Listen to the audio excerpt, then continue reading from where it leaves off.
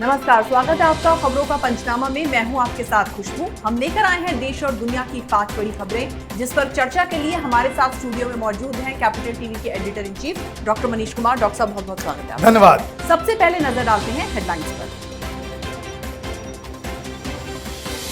Senior IAS के transfer पर ममता ने दिखाया नया पैंतरा। पीएम मोदी को लिखी चिट्ठी, मुख्य सचिव को जाने नहीं देंगे।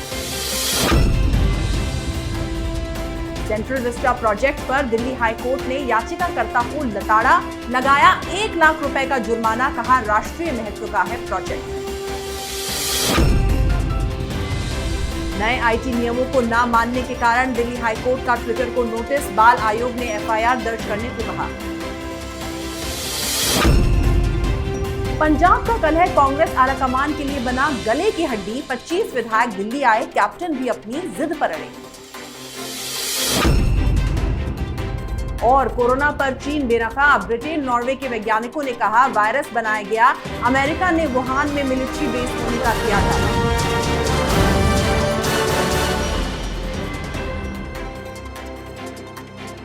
सबसे पहले बात ममता के बिगड़ैल तेवर की। बंगाल में जीत की हैट्रिक लगाने के बाद ममता बनर्जी के तेवर आसमान पर हैं। पहले प्रधानमंत्री की मीटिंग में उनका अपमान किया, अब केंद्र सरकार के फैसले को रोककर संवैधानिक संकट खड़ा करने की कोशिश कर रही हैं। मामला यह है कि सीनियर आईएएस अफसर अल्पन बंदोपाध्याय को केंद्र सरकार ने दिल्ली बुला लिया है, लेकिन ममता है कि उन्हें रिलीव ही नहीं करना चाहती। हद तो यह है कि उन्होंने पीएम मोदी को चिट्ठी लिखकर यह जता दिया है कि चाहे वो कुछ भी कर ले, वो उन्हें जाने नहीं देंगे। डॉक्टर साहब, ममता बनर्जी ने तो सारी हदें ही पार कर दी है। देखिए, ये ममता बनर्जी तो हद पार करने की राजनीति करती ही है जी। एक मुख्यमंत्री जो देश के प्रधानमंत्री को प्रधानमंत्री नहीं मानता हो, उनके सामने फाइल फेंक करके चला आता हो, और इतना ही नहीं, आप राजनीति पूर्वक आप ये काम करते हैं तो आपको तो एक लिहाज से क्षम्य भी है, लेकिन आपने पूरे ब्यूरोक्रेसी को जिस तरह से पोल्यूट कर दिया है कि आप मीटिंग में जाती हैं, बदतमीजी करती हैं, कोई बात नहीं, लेकिन ब्यूरोक्रेट्स, आईएएस अधिकारी, सेक्रेटरी लेवल के अधिकारी, वो प्रधानमंत्री की मीटिंग से नदारत रहेंगे, वो टाइम पे नहीं पहुंचेंगे, ये तो नाकाबिल बर्दाश्त है। एक ममता बनर्जी की ये गलती है। दूसरी गलती केंद्र सरकार की है। केंद्र सरकार को ये यहाँ ट्रांसफ़र, यहाँ बुलाना, यहाँ आना, ये सब करने की ज़रूरत ही नहीं है। This man should be suspended immediately. इसका सस्पेंशन ऑर्डर फौरन निकाला जाना चाहिए। ये आदमी ब्यूरोक्रेसी के लिए एक काला धब्बा है, एक दाग है, एक ऐसा वायरस है कि जो अगर इसे अभी तुरंत खत्म नहीं किया गया तो अभी तो मुख्य प्रधानमंत्री मोदी हैं, कल कोई दूसरा प्रधानमंत्री आएगा, और ये अगर ट्रेंड सेट हो गया तो मालूम चलेगा कि हर कोई ऐरा गैरा नत्थु खेरा कोई ब्यूरोक्रेट आज कैबिनेट सेक्रेटरी कर रहा है, कल चीफ सेक्रेटरी कर रहा है, तो कल दूसरा एक कोई डीएम कर सकता है कि प्रधानमंत्री उसके इलाके में जाए, उसके डिस्ट्रिक्ट में जाए और वो नदारत हो, वो वहाँ पहुँचे नहीं, प्रोटोकॉल को माने नहीं। तो ये ममता बनर्जी की एक घृणित राजनीति का एक घिनौना अध्याय है, और इसमें केंद्र सरकार पूरी तरीके से एक्सपोज हो रही है। ये तथाकथित बाहुबली सरकार को इमीडिएटली सस्पेंड करना चाहिए, न सिर्फ उनको, बाकी उन सारे अधिकारियों को जिन्हें उस मीटिंग में मौजूद होना था। They must be suspended immediately. जी, अब बात करेंगे सेंट्रल विस्टा प्रोजेक्ट की। मोदी सरकार के सेंट्रल विस्टा प्रोजेक्ट पर सवाल उठाने वाले लोगों को आज दिल्ली हाई कोर्ट ने करारा जवाब दिया। हाई कोर्ट ने प्रोजेक्ट पर रोक लगाने वाली याचिका को ये कहते हुए खारिज कर दिया कि ये राष्ट्रीय महत्व का मामला है। इतना ही नहीं, कोर्ट ने याचिकाकर्ता को जमकर फटकार लगाई और 1 लाख रुपए का जुर्माना भी ठोक दिया। डॉक्टर साहब, आज तो राहुल गांधी और उनकी जो पूरा जो गैंग है उसमें मातम पसरा होगा। मातम पसरा होना ही चाहिए। यह हाईकोर्ट की तरफ से जो तमाचा लगा है कान के नीचे, वो झन्नाटेदार है। दरअसल इस सेंट्रल विस्टा के पीछे ये पूरी कांग्रेस पार्टी लग गई। आप देखिए, वो टूल किट जिसको कांग्रेस पार्टी ने स्वीकार किया कि हाँ, हम ही कह रहे थे। क्या कह रहे थे? कि ये सेंट्रल विस्टा प्रोजेक्ट नहीं, इसे मोदी का घर बताओ, कि मोदी जी अपना मकान बना रहे हैं 2000 करोड़ में। अरे भाई, सारी चीज़ें कर लिया आपने, सुप्रीम कोर्ट चले गए, हाई कोर्ट, ये दूसरी तीसरी बार कभी चले जाते हैं कि भाई इन्वायरमेंट, कभी बोलते हैं कि नहीं जो हेरिटेज जो सेंट्रल दिल्ली का है वो बिगड़ जाएगा, कोई इन्वायरमेंट कहता है, कोई ट्रैफिक कहता है। और जब सब कुछ में ये हार गए तो इस बार चले गए भाई कोविड, कि कोविड का वो सुपर स्पॉट बन सकता है, सुपर स्प्रेडर बन सकता है, इसलिए इस पर रोक लगा देनी चाहिए। तो जुडिशरी भी थक गई इनके तमाशे, इनके ड्रामेबाजी से। उन्होंने कहा कि ये डेलिब्रेट, ये साजिश के तहत तुम लोग इसको जो बंद करवाना चाह रहे हो, ये बिल्कुल राजनीति से प्रेरित है और जो आपने अर्जी लगाई है उसके खिलाफ 1 लाख रुपए का जुर्माना भरो टाइम बर्बाद करने के लिए। लेकिन कोई जानवर की पूंछ जो है वो हमेशा टेढ़ी होती है। ये दर्द कहीं और है कि प्रधानमंत्री मोदी के नेतृत्व में इतना बड़ा प्रोजेक्ट कंप्लीट हो जाएगा, वो भी टाइम में, ये इन्हें बर्दाश्त नहीं हो रहा। जी, अगली खबर ट्विटर को लेकर। पिछले दिनों भारत को बदनाम करने के लिए जिन टूल किट्स का इस्तेमाल हुआ उनमें ट्विटर का सबसे ज्यादा इस्तेमाल हुआ। अब ट्विटर इस जिद पर अड़ा है कि वो भारत में लाए गए नए आईटी कानून को नहीं मानेगा। ऐसे में दिल्ली हाईकोर्ट ने सख्त रुख अपनाते हुए ट्विटर को नोटिस जारी किया है। इतना ही नहीं, ट्विटर पर बाल आयोग की जांच में गलत जानकारी देने के भी आरोप लग रहे हैं और इस बात से आयोग बेहद खफा है और उसने ट्विटर पर एफआईआर दर्ज करने के निर्देश भी दिए हैं। अभिव्यक्ति की आजादी के नाम पर देश के साथ जो कुछ हो रहा है, आप उसे किस तरीके से देखते हैं? देखिए, ये प्रधानमंत्री मोदी का डंडा चला है जी। ये ट्विटर, इसकी सारी हेकड़ी जो है वो औंधे मुंह गिरने वाली है। इनको लगा कि कोई अमेरिका, डोनाल्ड ट्रंप को आपने बैन कर दिया हमेशा के लिए, तो वो कहीं भी किसी भी देश में कुछ भी कर लेंगे। दरअसल ट्विटर न सिर्फ इसको कह सकते हैं समाज में घृणा फैलाने का एक औजार बन गया है, बल्कि ये चाइल्ड पोर्नोग्राफी का भी जो है एक बहुत बड़ा बाजार चलाता है। और इसलिए बाल आयोग ने इनके ऊपर एफआईआर दर्ज करने के लिए कहा है। बाल आयोग एक संवैधानिक संस्था है, इसलिए दिल्ली पुलिस इसके कंप्लेंट को इग्नोर नहीं कर सकती है। कुछ दिनों के बाद इनके खिलाफ एफआईआर दर्ज होगा। दर्ज किस चीज़ के लिए होगा? क्योंकि प्रोस्टिट्यूशन से लेकर के, पोर्नोग्राफी से लेकर के, चाइल्ड पोर्नोग्राफी का सारा ऐड, लिंक, सब कुछ वो शेयर होता है किसके, कहाँ? ट्विटर के ऊपर। तो बाल आयोग ने उनसे कुछ जानकारियां मांगी थी, तो उन्होंने कहा था कि ये जो ट्विटर यूएस की जो कंपनी है उससे हमारा कोई लेना देना नहीं है, कोई लेना देना नहीं है। लेकिन जब तहकीकात किया गया तो मालूम चला कि जो ट्विटर इंडिया है उसका मेजर स्टेक जो है वो वहीं का है। 2 लोग जो डायरेक्टर हैं वो ट्विटर यूएस का, जो twitter.com का जो यूएस का जो हेडक्वार्टर है उससे वो लोग जुड़े हुए हैं। तो ये जानकारियां उन्होंने एक तो गलत दी, और दूसरा कि हिंदुस्तान में रह करके आप चाइल्ड पोर्नोग्राफी का एक माध्यम बनेंगे तो आपको तो जवाब देना पड़ेगा, कानून के हिसाब से चलना पड़ेगा।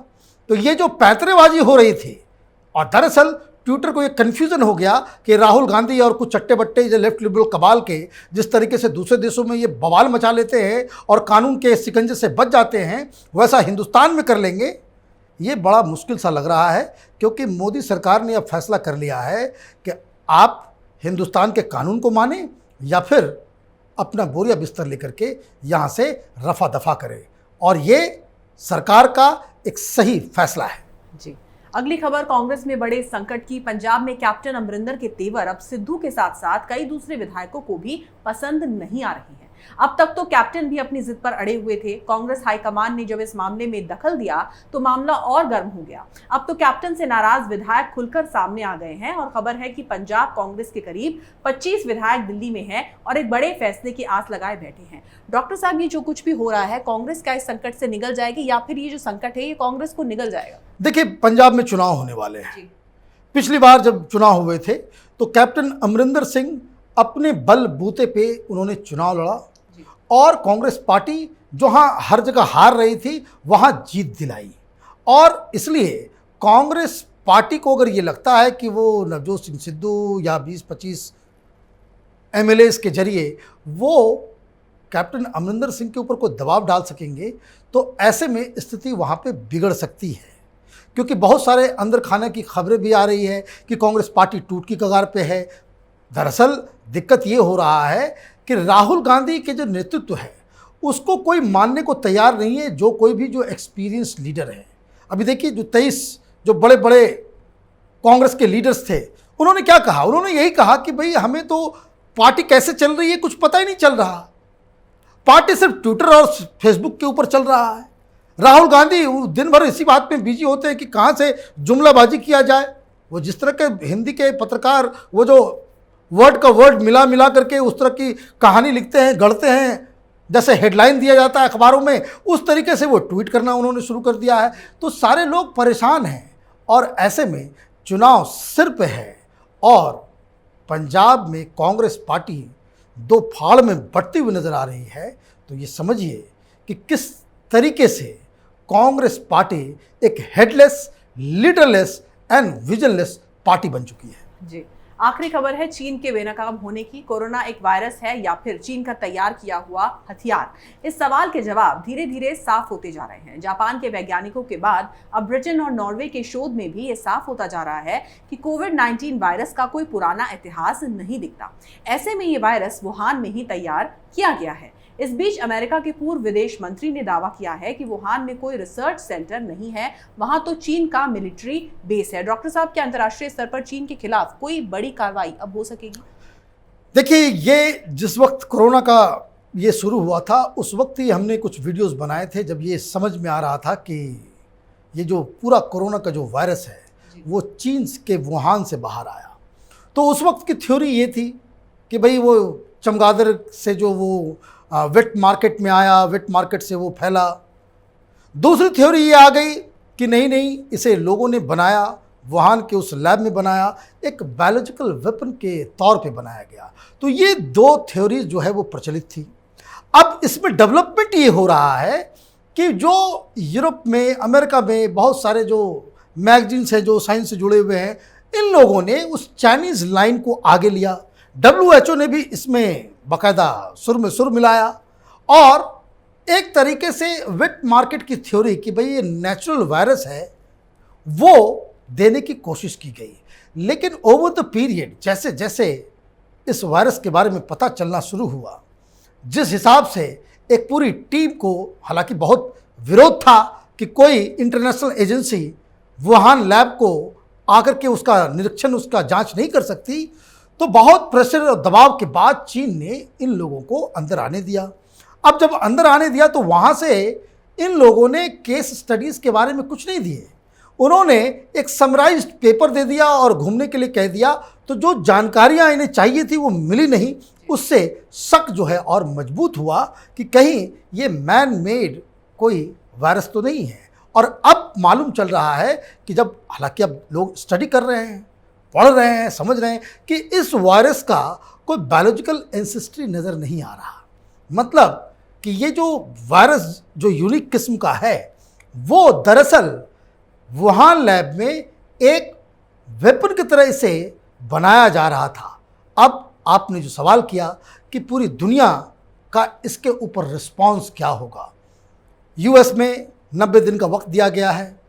वहाँ के एजेंसियों को क्या बताएं कि आखिर हुआ क्या है वहाँ पे।